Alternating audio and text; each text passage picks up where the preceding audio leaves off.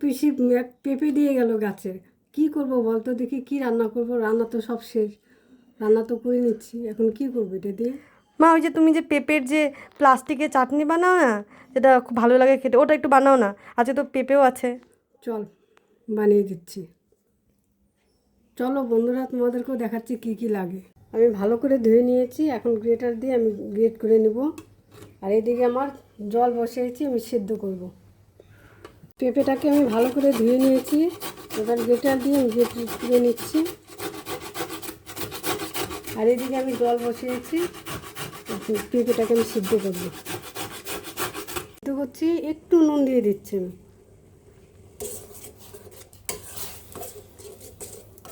সিদ্ধ হোক এটা।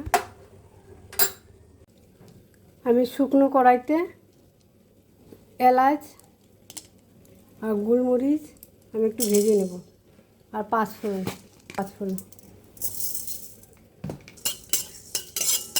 এটা আমি ভালো করে ভেজে তারপরে শিলনোড়ায় বেটে নেব। এগুলো নামানোর আগে দিয়ে দেবো।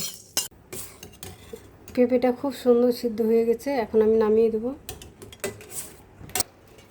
এরকম ছাকনার মধ্যে নামাতে হবে জলটা ঝরানোর জন্য। কড়াইটা গরম হয়ে গেছে, আমি তেল দিয়ে দিচ্ছি। তোমরা সাদা তেল দিতে পারো, সাদা তেলেই ভালো হয় বেশি। এটা গরম হয়ে গেছে, শুকনো লঙ্কা, তেজপাতা, সর্ষে ফোড়ন দিচ্ছি। পেঁপের জল থেকে ঝরিয়ে যে জলটা রেখেছিলাম ওইটা দিয়ে দিচ্ছি, বেশি দেবো না, অল্প।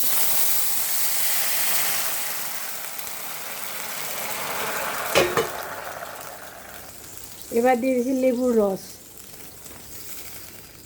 3টা লেবু আছে এখানে। দিয়ে দিচ্ছি চিনি, 1/2 কাপ।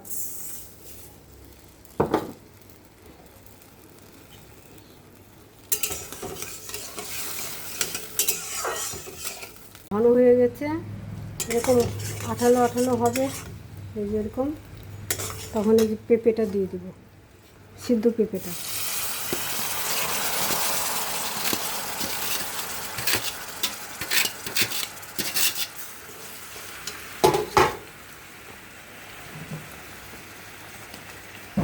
কাজু কিশমিশটা আগেই দিতে হতো, কিন্তু আমি ভুলে গেছি।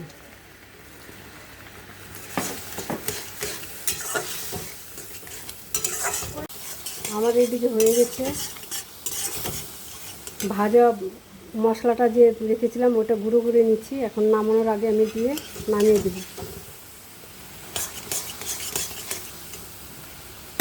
হয়ে গেল বিয়েবাড়ির মতো পেঁপের প্লাস্টিক চাটনি,